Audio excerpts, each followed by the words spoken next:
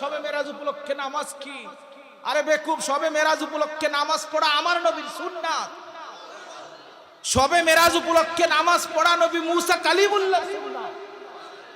শবে মেরাজ উপলক্ষে নামাজ পড়া 1 লক্ষ, মতান্তরে 2 লক্ষ, মতান্তরে 3,24,000 পয়গাম্বর, যে যারা আমার নবীর শবে মেরাজ যাওয়া উপলক্ষে যারা বাইতুল মাকদাসে নামাজ আদায় করেছিল।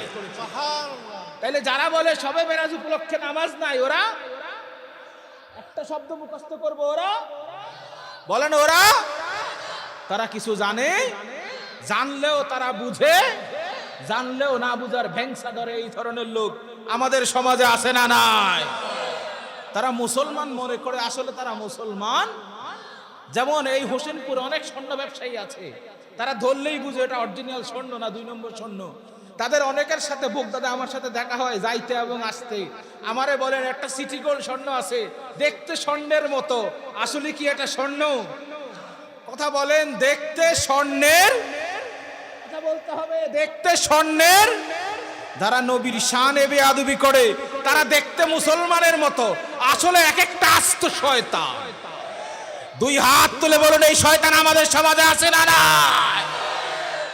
ওই তাদের বিরুদ্ধে আমাদের কথা বলা দরকার আছে না না? আমার আল্লাহ কি বলে, নবী আপনি যেই শহরে আছেন, আমার নবী এখনো মদিনাতুল মুনাওয়ারায় যায় নাই, আমার নবী মক্কা মুকাররমায়। আল্লাহ বলে, নবী আপনি যেই শহরে আছেন, নবী আপনার ইজ্জত এত বেশি, আপনার ইজ্জতের সম্মানে, আপনার জাত পাকের কসমে, আপনি নবীর কদম মুবারকের উসিলায়, আপনি নবীর কদম মুবারকের সদকায়, আপনি নবীর বিলাদাতের সদকায়, আপনি নবীর আগমনের সদকায়, আমি আল্লাহ আপনার নামে কসম করে মুদ্দাসসির বলে, আমি নবী আপনার নামে কসম করে মুজাম্মিল বলে, আমি নবী আপনার নামে কসম করি তোহা বলে, আমি আল্লাহ আপনার নামে কসম করি ইয়াসিন বলে, আমি আল্লাহ আপনার নামে কসম করি এত চমৎকার চমৎকার নাম বলে, আমি আল্লাহ বলি তোহা, আমি বলি ইয়াসিন, আমি বলি মুজাম্মিল, আমি বলি মুদ্দাসসির, আমি আল্লাহ তো এতগুলা কসম করি। আপনি নবী যেই শহরে থাকেন ওই মক্কা শরীফের নামেও আমি আল্লাহ কসম করি। সুবহানাল্লাহ, একটু জবান খুলে বলেন না সুবহানাল্লাহ। তাইলে বলেন, আমার নবীর সম্মান বাড়িয়ে দিয়েছে কে?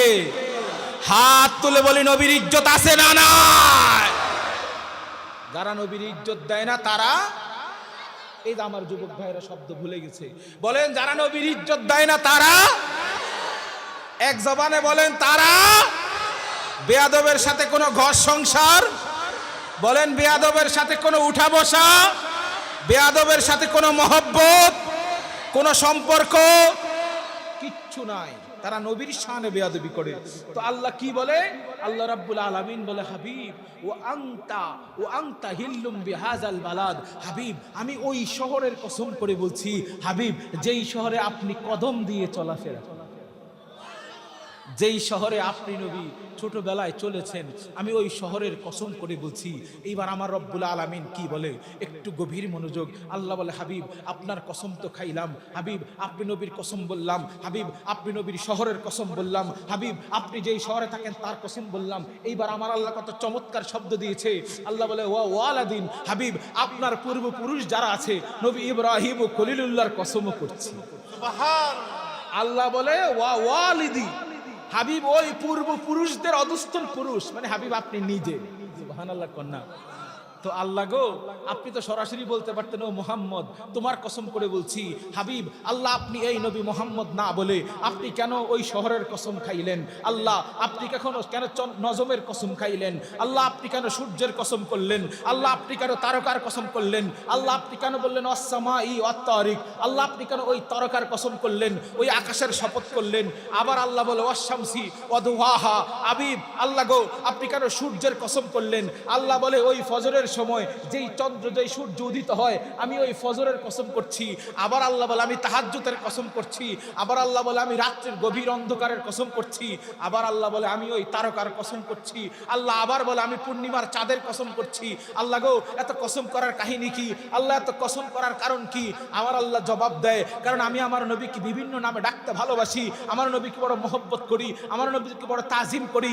আজকে যারা আমাদের সমাজে আমার নবীকে বড় ভাই বলে, আজকে যারা আমার নবীকে বাবা বলে, আজকে যারা আমার নবীকে নেতা বলে, আজকে যারা আমার নবীকে নেতা বলতে চায়, আপনার আমার মতো বড় ভাই বলতে চায়, শ্বশুর বলতে চায়, আল্লাহর কোরআন প্রমাণ করে দিয়েছে তারা মুসলমান নয়, তারা মাশাআল্লাহ মুখস্থ হয়েছে, তারা মুসলমান।